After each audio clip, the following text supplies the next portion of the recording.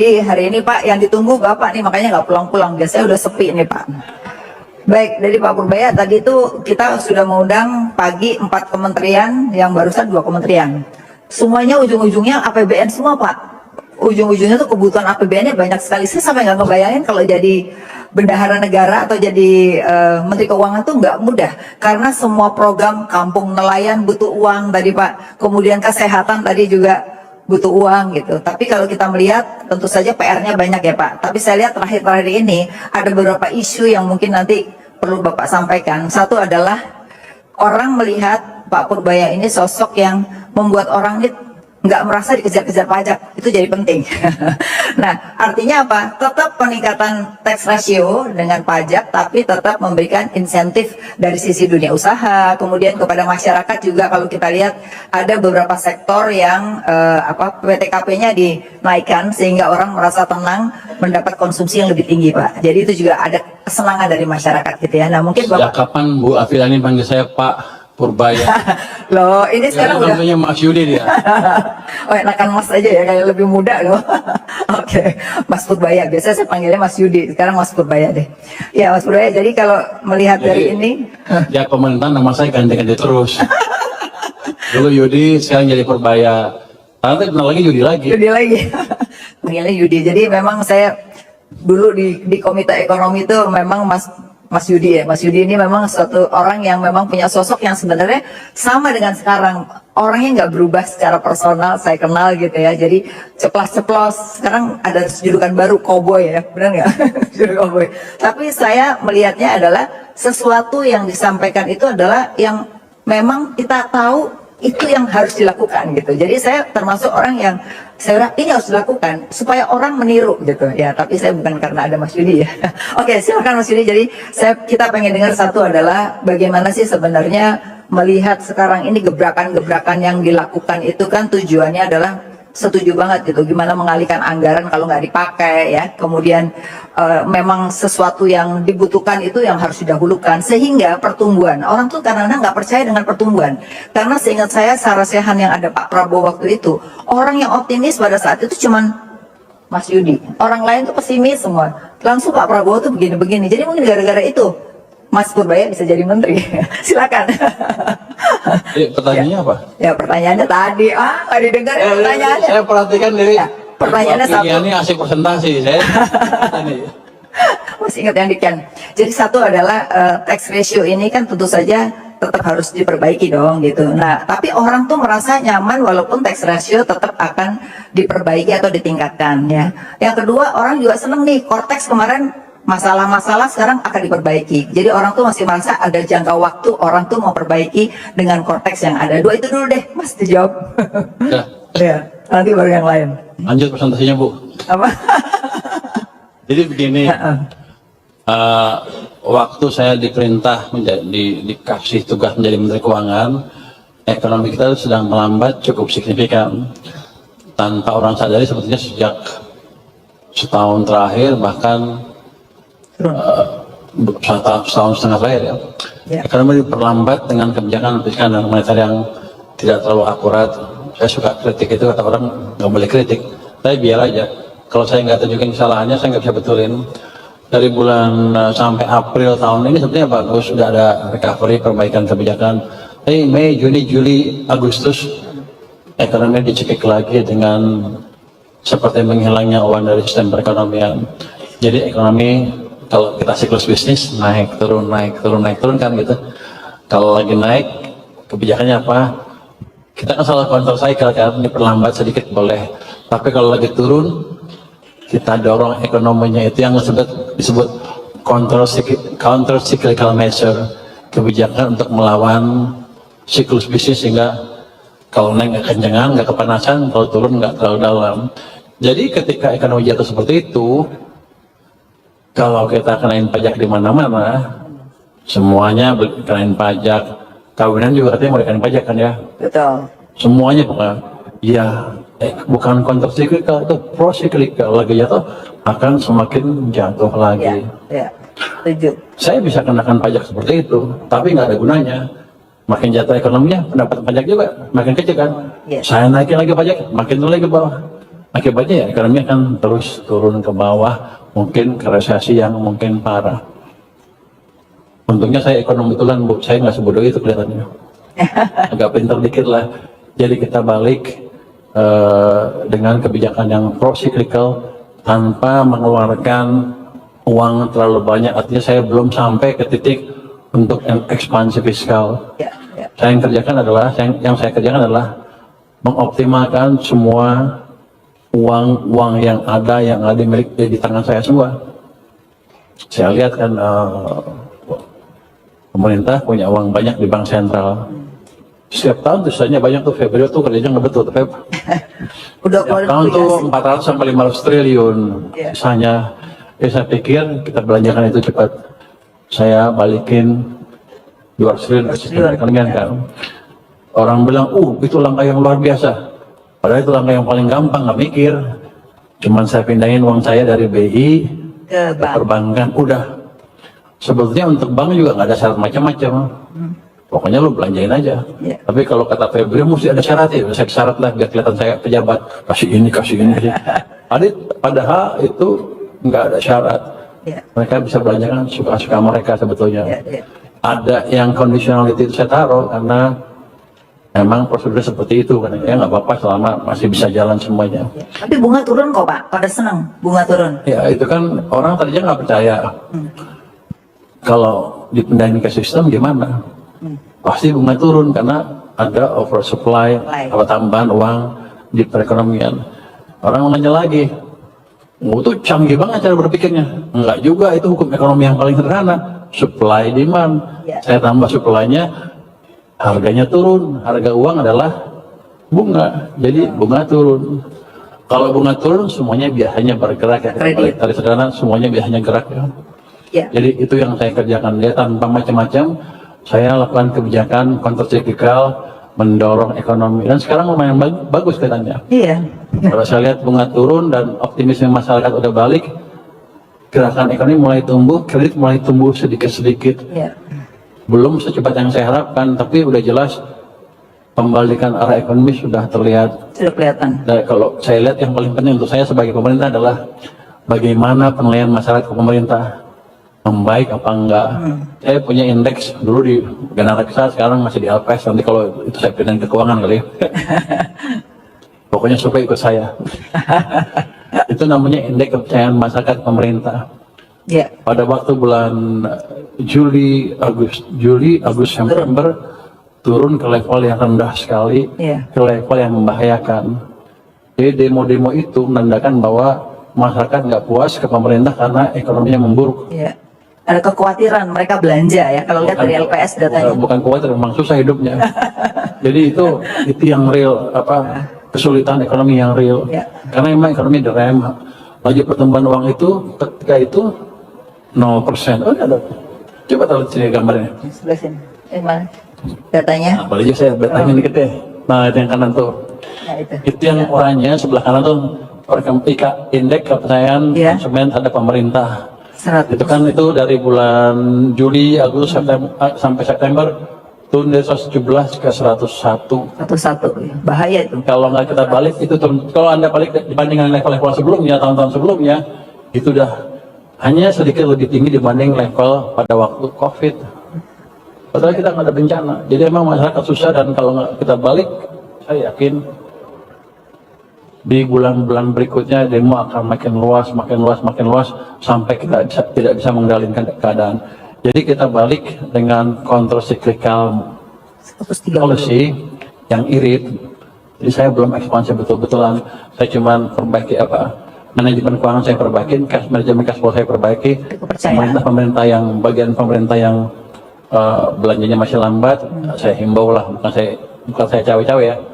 Kamu perlu apa? Ya saya bantu biar cepat, belanja lebih cepat. Tapi sebagian orang bilang itu cawe-cawe, tapi enggak Yeah. cawe-cawe. Saya nggak ikut campur kebijakan mereka. Yang penting belanjanya diserap tepat waktu, tepat sasaran. Iya. Dan yang pemerintah juga sama kan. Mereka datang ke saya tuh suatu saat, berapa 18 gubernur protes, uang saya kurang, ini tahun depan gimana? Terus saya lihat uangnya, ternyata uang dia kemarin ada Sikan, 230-an dipakai.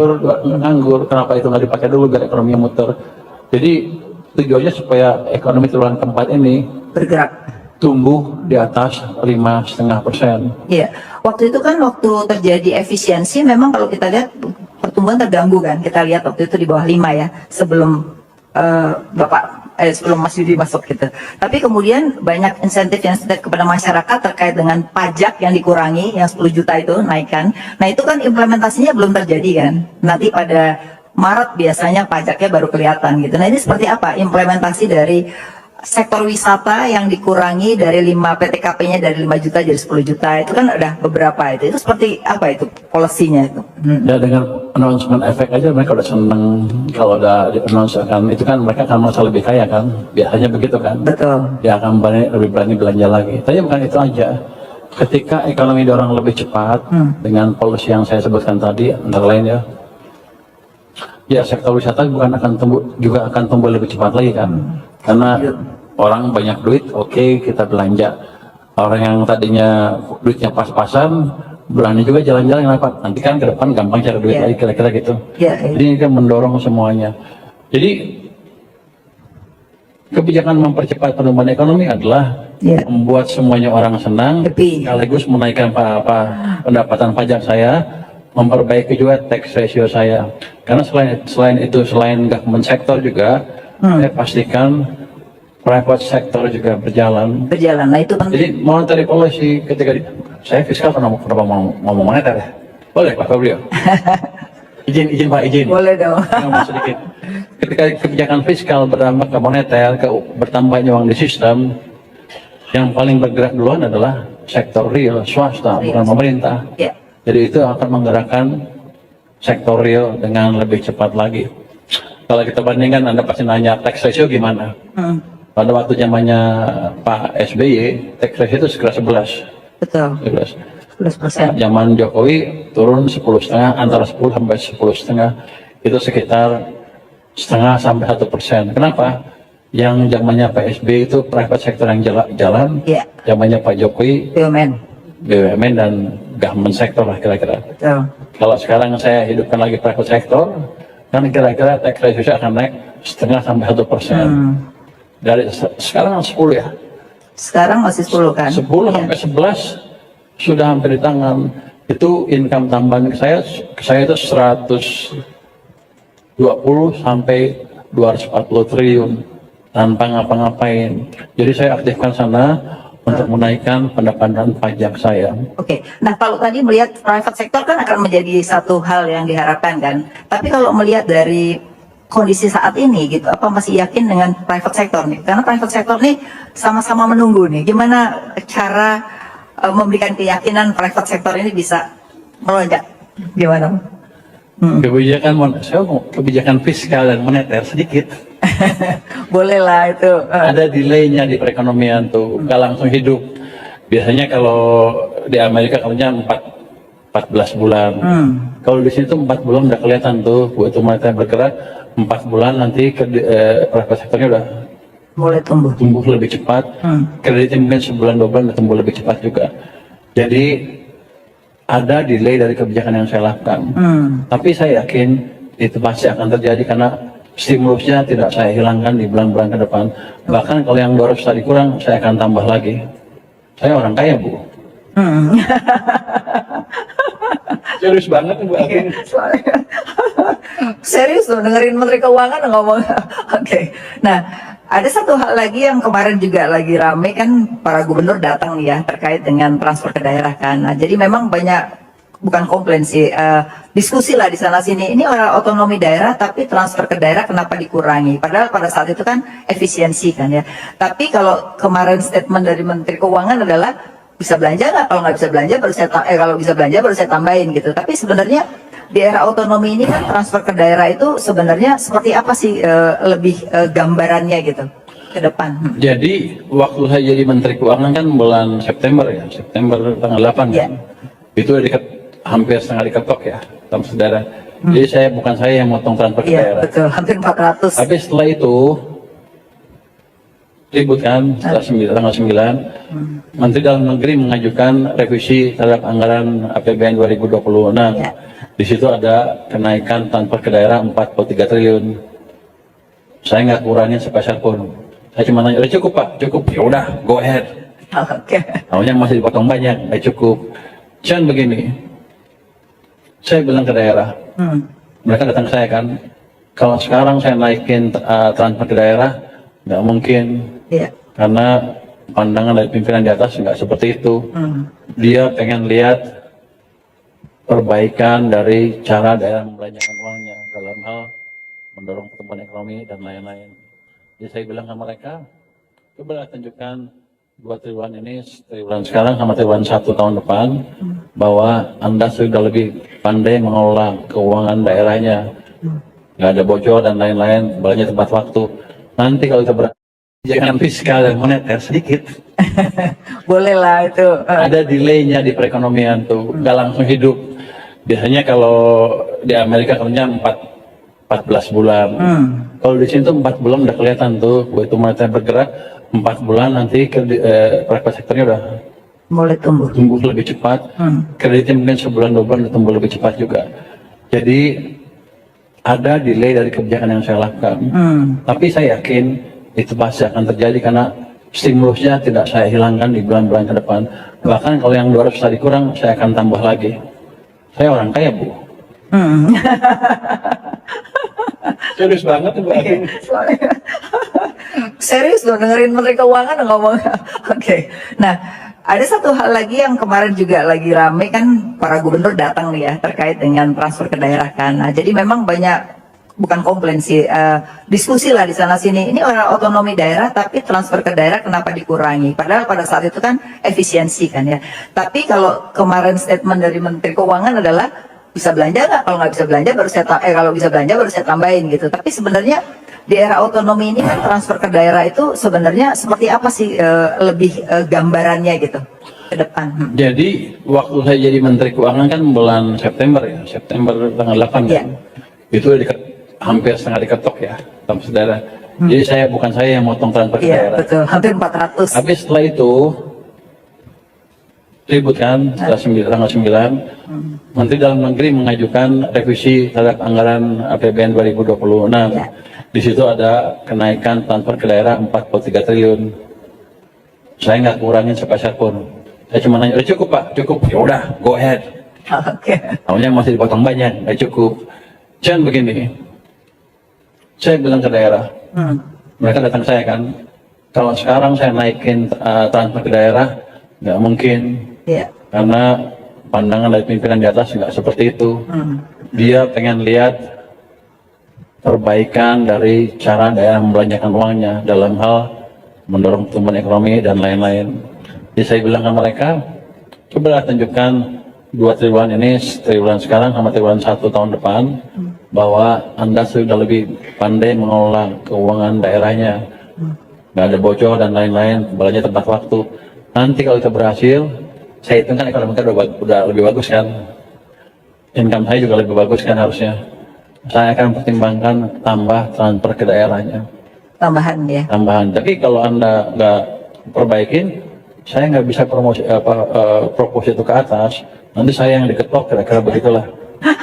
Iya. Ini dua arah lah. Iya. Saya bilang bantu saya untuk membantu Anda. Iya, oke. Nah, kalau kita lihat sebenarnya transfer ke daerah tuh secara tidak langsung sebenarnya nambah ya. Ada MBG di daerah juga gitu ya. Terus kemudian ada program-program lain yang kalau kita lihat dari Kementerian Kesehatan, tapi memang ada di pusat, tapi sebenarnya kan daerah yang mendapatkan juga gitu. Nah, ini seringkali tidak mau membantu tanggung jawab terhadap pelaksanaan ini. Gimana nih?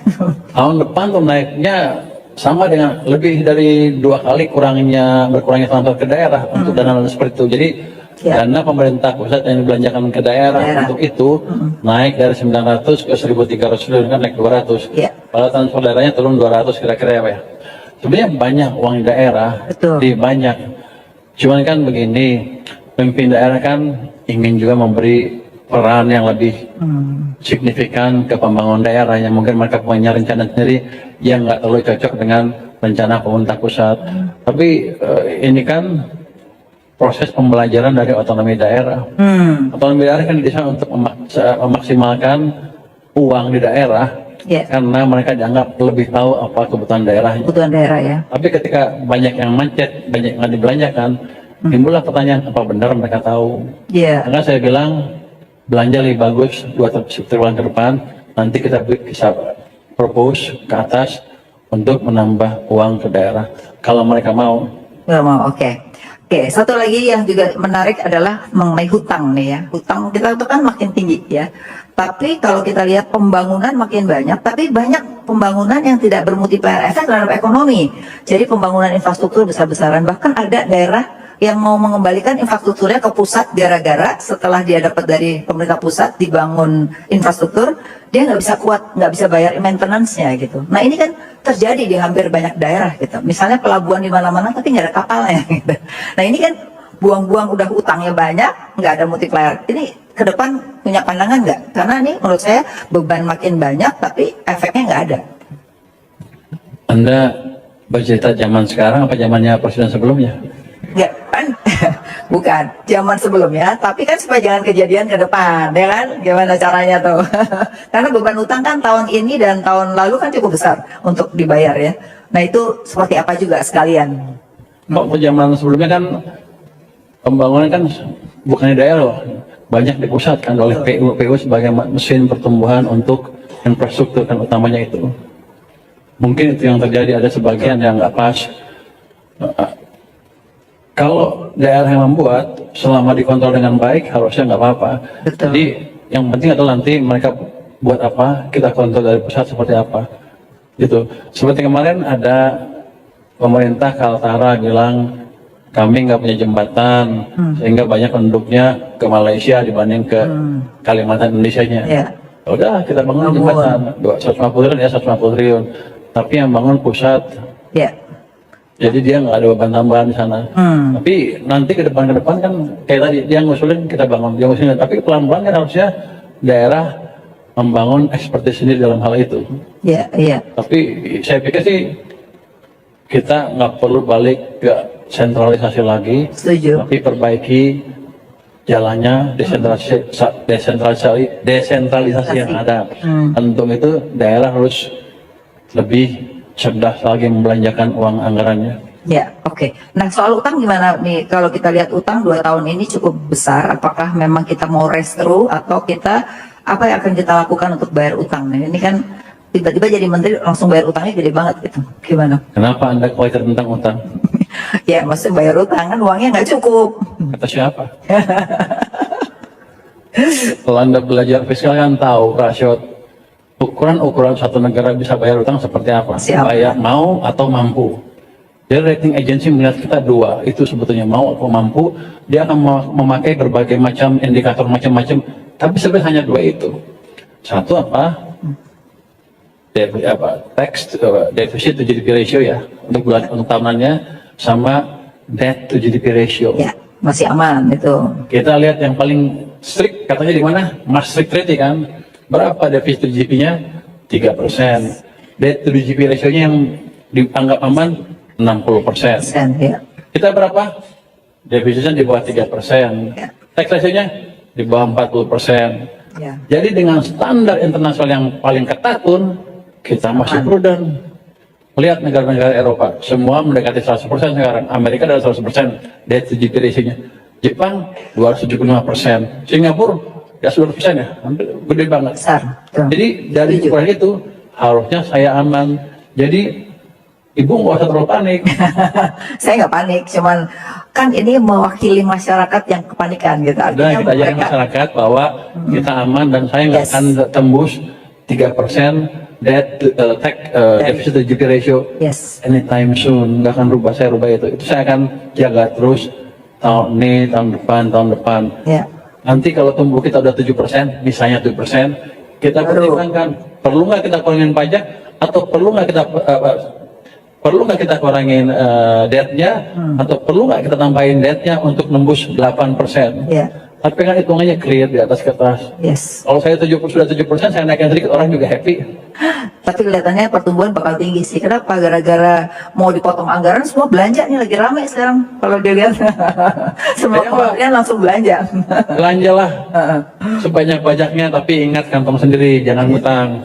Artinya ini Oke, Mas. perlu untuk mendorong pertumbuhan ekonomi. Oke, baik. Di sini udah banyak yang pengen nanya, tadi udah banyak titipan gitu. Tapi nggak apa ya, kita dengerin yang tanya boleh ya? Boleh. Oke. Mungkin saya silakan dulu. Di sini udah ada catatan saya yang mau nanya. Bentar, ini catatan yang sudah mana ini catatannya kok hilang? Oke. Yang pertama saya persilakan di sini dari pendiri Indef nih mau nanya, Prof Didin. Silakan Prof Didin Damanhuri. Siapa? Profesor Didin Damanhuri. Nah, Dari temennya itu ya, temennya orang tuanya Mas Purbaya. Ekonom senior Indef juga Dari Bogor juga, Pak. silakan Prof Didin. Ya, selamat dulu 2 bulan sudah jadi menteri yang paling populer, Pak ya. Terima kasih Pak, terima kasih. Ada 2 pertanyaan. Yang pertama tentang 200T itu. Laporan Kepala OJK mengatakan range alokasinya sudah sampai 30-70%. Tapi tidak dijelaskan alokasinya kelompok bisnis mana ini. Kalau apakah juga koperasi desa sebagian besar, ataukah kelompok bisnis besar? So, kalau alokasi 200T ke kelompok bisnis besar memang bisa mendekati pertumbuhan tinggi, tapi makin bisa memperburuk ketimpangan yang sudah buruk sekarang ini. Yang pertama. Yang kedua, Pak Purbaya sudah berhasil mengungkap katakanlah tanda petik mafia keuangan negara gitu ya, bukan mafia sebenarnya. Wah, itu Anda yang bilang loh, saya nggak ikut. Sebelah Bapak tuh mafianya tuh. Mafia. Ada 258,6 itu dari deposito berjangka. Ada dari daerah 234. Pengemplang pajak 60M, 60T. Pertanyaan saya, mohon publik bisa dijelaskan peta jalannya untuk mencapai yang dijadikan Pak Purbaya akan menurunkan utang yang menurut CNBC yang kutip dari Bu Sri Mulyani terakhir itu sudah 10.350 triliun. Oke. Sudah 42%, Pak, bukan kurang dari 40%.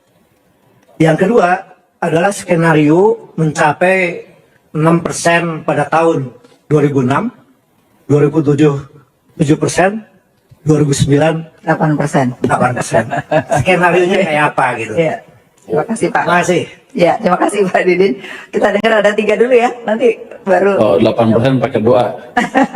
Yang kedua ada Pak Bursa Zarnubi, ada hadir? Tidak hadir?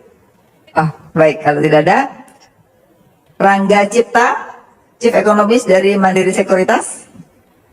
Ah ya, silakan. 2 menit ya pertanyaannya. Selamat siang Pak Menteri.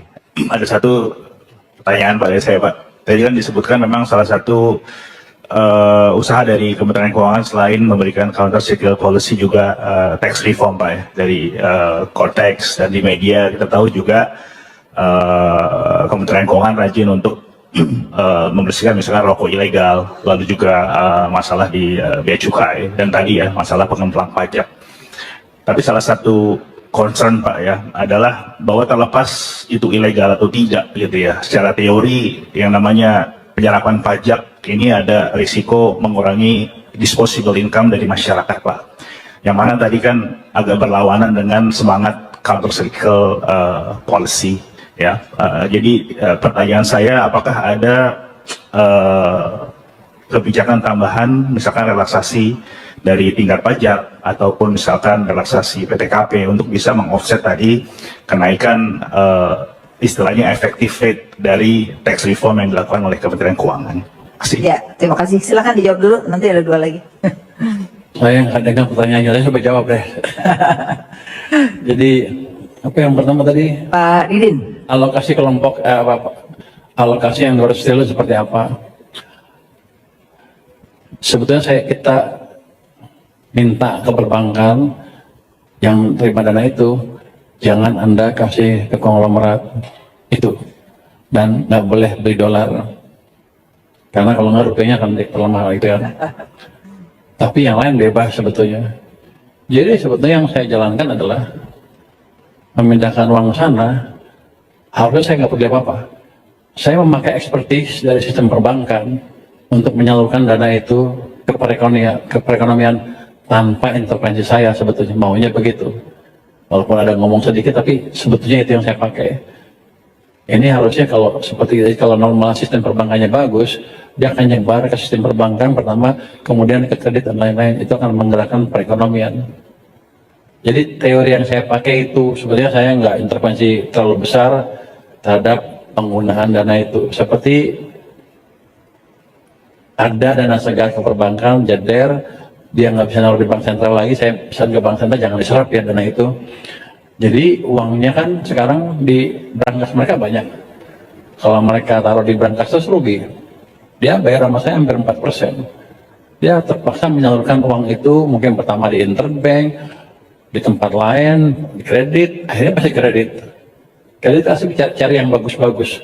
Ada proyek-proyek bagus, banknya terbatas, berebut, banknya ada banyak kan, berebut ke proyek yang terbatas itu, bunga akan turun.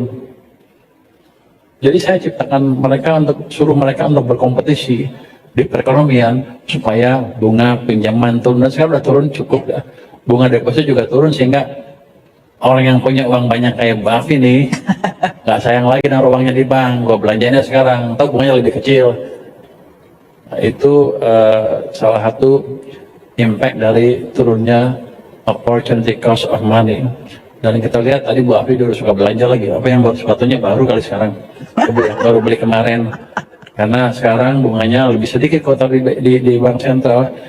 Jadi itu utamanya. Jadi kita nggak intervensi macam-macam. Mafia keuangan negara, saya nggak terlalu ngerti itu Pak.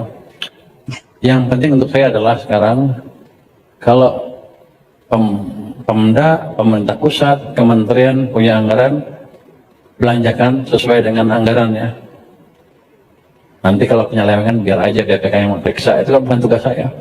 Tugas saya adalah mereka ngabisin uang saya. Kalau enggak saya bayar bunga, uang yang nggak dipakai saya rugi besar. Kalau 400 triliun aja saya bayar bunganya kan 4 kali 6, 24 triliun cash. Yang saya harus bayar untuk uang yang kayak nggak saya pakai. Saya suka bercanda, kalau 24 triliun saya beliin kerupuk dapat banyak tuh. Terus 6%, 7%, 8%, 8% agak susah ya. Itu pakai doa, pakai ini effort. Cuma untuk 6% kelihatannya nggak terlalu susah. Karena kita pernah tumbuh 6% di zaman siapa? Di zaman Pak SBY, on average 6%. Pada waktu itu yang tumbuh, yang mendorong pertumbuhan adalah private sector. Karena monetary policy cukup longgar. Sekarang zamannya Pak Jokowi tumbuh 5%, yang gerak utamanya pemerintah. Sedangkan private sektornya cenderung berhenti. Anda lihat laju pertumbuhan kreditnya, zaman SBY itu 22%, zaman Pak Jokowi cuma 7%, karena pertumbuhan di sana 17%, di sini zaman Pak Jokowi tumbuhnya ya 7% on average. Ada titik-titik di mana tumbuhnya 0. Kalau saya hidupkan mesin swastanya tahun ini ke depan, 6% kira-kira dapat. Bisa. Yang pemerintah saya hidupkan juga mesin tambahan. Jadi nggak susah-susah amat. Belum lagi nanti kebijakan yang lain yang ini ceteris paribus loh. Dengan kondisi seperti ini, dengan sistem yang seperti ini, dengan pejabat-pejabat yang seperti sekarang, yang seperti itu, belum berubah lah behaviornya dibanding dulu.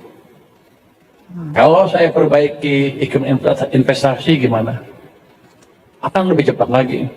Kita udah bentuk, Menko Perekonomian membentuk Satgas Percepatan Program Pembangunan ya, program unggulan.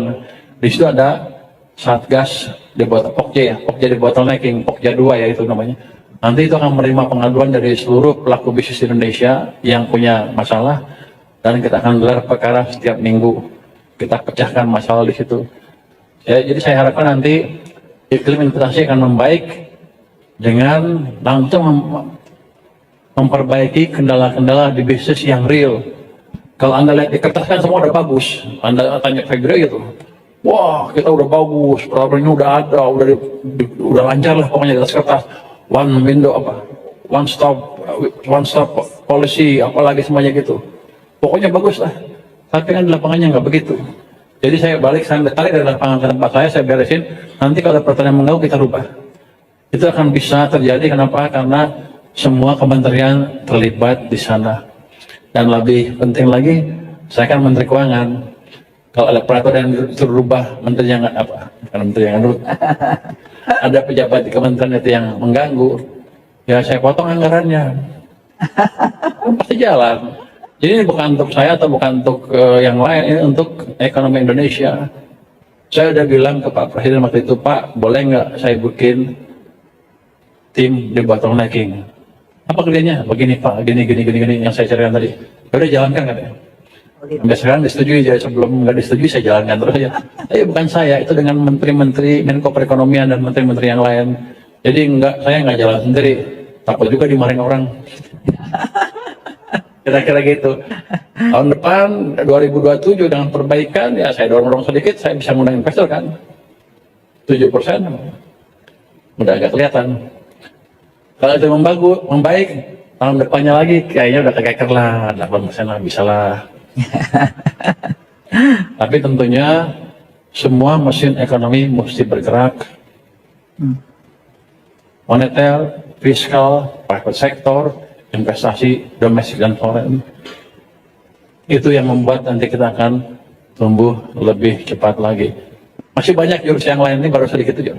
Sedikit dulu. Nanti kalau mau tahu, Bapak bayar dulu sama saya kasih tahu. Oke, 2 lagi boleh ya? 2 lagi. Yang konteks ya? Belum dijawab, belum dijawab. Cortex, silakan. Jawab dulu, ada 2 lagi yang mau nanya. Konteks. Tadi pertanyaannya mengenai implementasi Nggak terlalu Cortex. jelas pertanyaan sebetulnya. Yang jelas, Cortex itu waktu saya datang ke sini, ke Kementerian Keuangan, kan ada masalah. Saya investigasi apa sih masalahnya. Saya bawa programmer saya yang jago. Saya orang IT sedikit lah. Dulu pernah kuliah di Elektro, ITB, sekolah bagus ya. Dengan ITB nggak? Jadi saya ngerti sedikit, saya ngerti sistemnya. Jadi saya panggil ahli saya sudah periksa kelemahan di mana. Kira-kira udah kelihatan semua kelemahannya, cuman layer 1, layer 2 udah selesai. Layer 3 yang berhubungan dengan aplikasinya belum bisa kita rubah. Kenapa? Karena masih di tangan kontraktornya, si LG itu. Desember akan dikasih ke kita. Jadi sekarang pun mereka kita kasih masukan terus setiap hari untuk memperbaiki coding aplikasinya itu. Jadi sebentar lagi juga akan membaik saya pikir. Terus pajak mengurangi disposable income. Iya, kalau Anda lihat persamaan itu kan sama aja. Sebetulnya cuma pindah aja geser kiri kanan kan, di IGX plus NX cuma pindah aja, nggak berdampak kan seharusnya. Tapi kenapa selama ini mengganggu? Karena uangnya nongkrong di sana. Saya ambil pajak, kalau di bank sentral, di sistem mainframe. Gimana kalau sekarang saya ambil pajak, saya nggak terus lama-lama, langsung saya belanjakan dalam bentuk program-program ekonomi. Harusnya dampaknya akan lebih bagus. Kenapa? Pertama, ada dorongan dari si fiskal, dari si pembangunan. Yang kedua, uangnya akan disistem terus, membuat swasta juga akan bergerak. Jadi saya akan monitor itu ke depan dengan hati-hati. Jadi Anda nggak usah takut. Kalau saya naikin pajak, Anda akan susah.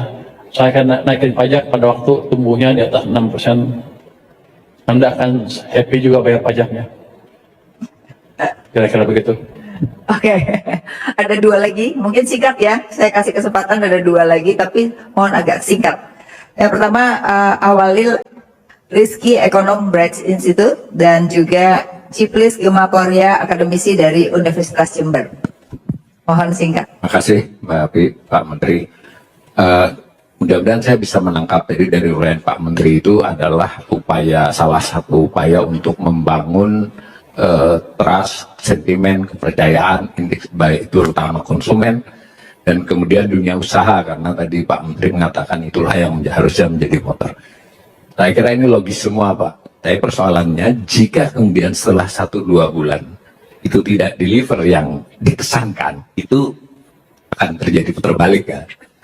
Saya percaya Pak Menteri mungkin bisa, tapi tetap mesti ada perhitungan itu. Karena itu ada persoalan kedua, bagaimana pengungkapan risiko terhadap hal-hal seperti itu dan secara keseluruhan APBN. Sejak tahun 2018 itu APBN kita itu ada 2008 Pak, ada pengungkapan risiko. Paling bagus 22 sampai 26 ini 5 tahun ini cukup komplit, tetapi nyaris tidak pernah dikemukakan oleh Pak Kementerian Keuangan tentang hal itu. Jadi padahal pengungkapan risiko ini penting. Dari situ kita mitigasi risiko. Sebagus apapun yang dinyatakan Pak Menteri, pasti ada risikonya. Tentu kalau saya Menteri, saya juga akan mengungkapkan 70-80% optimis, ada 20% risikonya. Pertanyaannya apa Pak? Pertanyaannya apa? Saya komentarnya itu, kenapa pengungkapan risiko jarang diberikan oleh Kementerian Resikonya apa? Keuangan? Jadi resiko dari itu tadi kan banyak. Salah satunya utang loh Pak. Utang kalau saya melihatnya beda, bukan jumlah stoknya tapi debt service ratio-nya. Kita debt service ratio-nya 43%, itu tertinggi.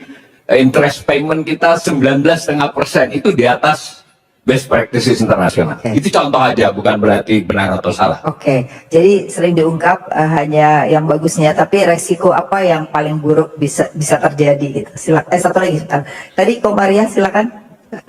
Ibu Ciplis Kemak Korea. Singkat ya Bu. Baik, terima kasih Ibu Afi. Saya Ciplis Kemak Korea, dosen Fakultas Ekonomi dan Bisnis Universitas Jember. Yang pertama Pak Purbaya, pertanyaan saya terkait dengan mekanisme burden sharing antara Bank Indonesia dengan Kementerian Keuangan. Bagaimana bentuk kebijakan terbaru atau real atau nyata dari bauran kebijakan fiskal dan moneter akhir-akhir ini? Yang pertama adalah terkait dengan dana 200 triliun ke Himbara Pak. Kemudian yang kedua adalah salah satu fasilitas dari Bank Indonesia adalah kebijakan likuiditas makroprudensial di mana terjadi penurunan fasilitas dari GWM, giro wajib minimum, dari 9% ke 4%. Artinya berarti itu akan menambah likuiditas di pasar Pak.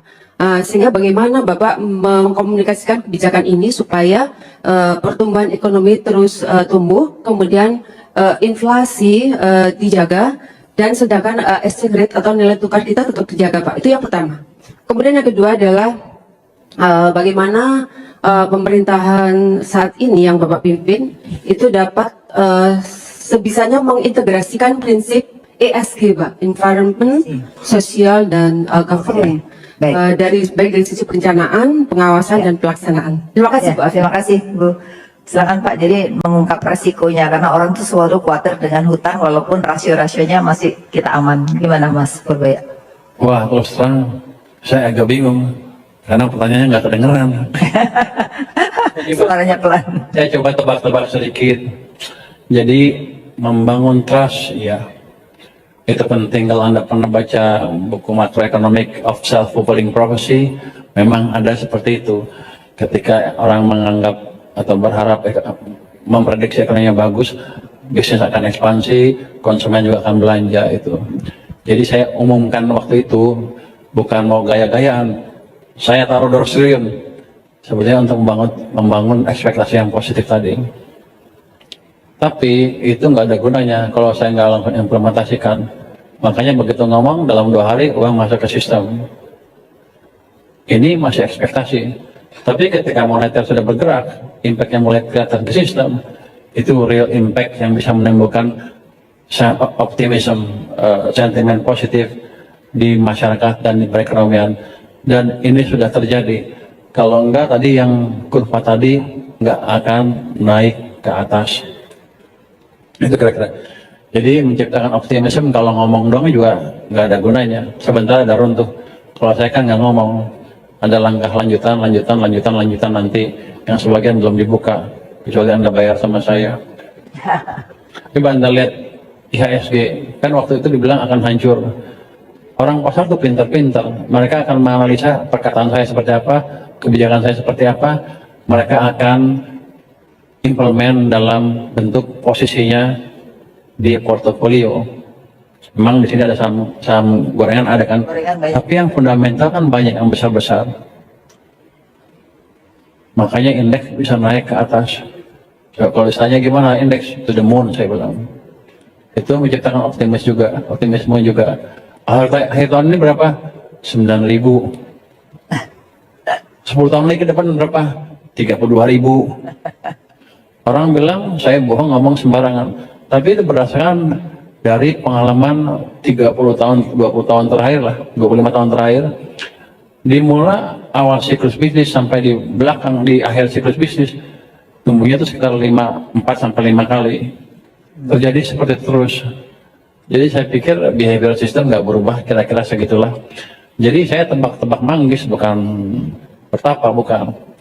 Itu hitungan ekonomi yang ada persamaan matematiknya. Jadi kalau orang di luar nanti suatu saat, jadi yang ingin saya ajarkan adalah seperti ini, yang saya ingin ajarkan ke publik, bahwa ilmu ekonomi adalah ilmu yang menarik. Kalau Anda pelajari dengan baik, Anda bisa mencapai level yang tadi, yang tinggi sekali, yang seolah-olah mendekati dukun. Itu kira-kira. Terus resiko. Jadi saya kan di riset lama sekali. Saya pelajarin itu terus, selalu mathematical base, statistical base, dengan data yang clear. Terus tentang resiko. Iya, utang kita besar. Tapi siapa yang nggak punya utang negara lain sekarang? Besar juga kan? Kita akan coba terus melihat, mengacu pada target apa, acuan-acuan yang ketat dari ilmu fiskal yang ada di dunia. Dan sekarang kita termasuk yang paling disiplin, paling prudent. Dari situ pasti ada risiko yang lain. Tapi kan gini, kalau saya berhenti utang, terus ekonominya turun terus karena nggak bisa ngebangun dan berantakan, dan ekonominya murah balik kayak 998, murah mana? Saya terbitkan utang dalam jumlah yang terukur dan ciptakan pertumbuhan ekonomi sambil menghidupkan sektor swasta saya. Bukan saya, sektor swasta kita bersama. Karena lu mau bilang saya terus, emang punya lu. Itu supaya orang melihat bahwa saya itu nganggap sebagai punya saya. Kalau saya itu, saya rugi. Jadi saya berkepentingan untuk tumbuh semua. Murah mana? Kita 998 lagi, atau maintain utang di level yang controllable, tapi ekonominya tumbuh. Jadi itu masalah pilihan. Ini kan kita udah bukan hidup di surga lagi. Kalau kata saya baca satu di buku, masalah kita sekarang ada constraint yang semua supply terbatas. Kalau di surga, saya nggak akan perlu yang lain-lain kan, karena nggak ada constraint. Jadi kita akan selalu menghadapi pilihan seperti itu, cuman pintar-pintar kita menghitung dan mengoptimalkan manfaatnya dan meminimalkan resikonya. Jadi resiko sehidup kita, seumur hidup kita akan selalu ada. Jadi Anda nggak usah takut, yang penting kita belajar dan berdoa juga. Terus yang ini, yang kedua, burden sharing ya. Yang saya tangkap hanya burden sharing sama makroprudensial ya. Iya. Burden sharing saya nggak tahu kapan timbulnya, itu waktu krisis kemarin kan, COVID. Kita dari sana nggak pernah minta burden sharing sebetulnya, karena itu jelas langsung menghilangkan seolah batas antara fiskal dan moneter. Ya. Sekarang juga ada perjanjian burden sharing kan. Saya sih nggak semaksimal mungkin tidak akan memakai burden sharing itu. Biarkan moneter, di pihak moneter jalan sendiri sesuai dengan pakemnya. Saya akan jalan dengan pakem fiskal. Kenapa bank sentral dipisahkan waktu dulu dengan pemerintah? Supaya pemerintah atau politik tidak mempengaruhi kebijakan bank sentral yang dampaknya bisa jangkanya panjang. Kalau politik kan 5 tahunan, maka dipisah. Kalau kita jalankan burden sharing terus, seolah menggabungkan lagi pemerintah dengan bank sentral, artinya bank sentral memonetize kebijakan fiskal. Itu yang nggak boleh sebetulnya. Itu di moneter tuh holy grail yang nggak boleh dijadiin satu. Tapi waktu krisis mungkin nggak apa-apa, tapi ke depan akan kita hindari sebisa mungkin. Kalau yang kedua apa tuh ya? Makroprudensial. Gini aja. Anda kira-kira takut kan kalau saya injek uang ke sistem, apakah akan menimbulkan inflasi? Inflasi besar. Anda dosen bukan? Dosen fakultas apa? Ekonomi. Buka lagi bukunya. Beli HP harga 100 ribuan. Emang ada? Ada dong. Belinya lewat aku laku. Kebetulan banget. Jadi gini, nggak apa-apa. Itu tapi pertanyaan bagus sekali.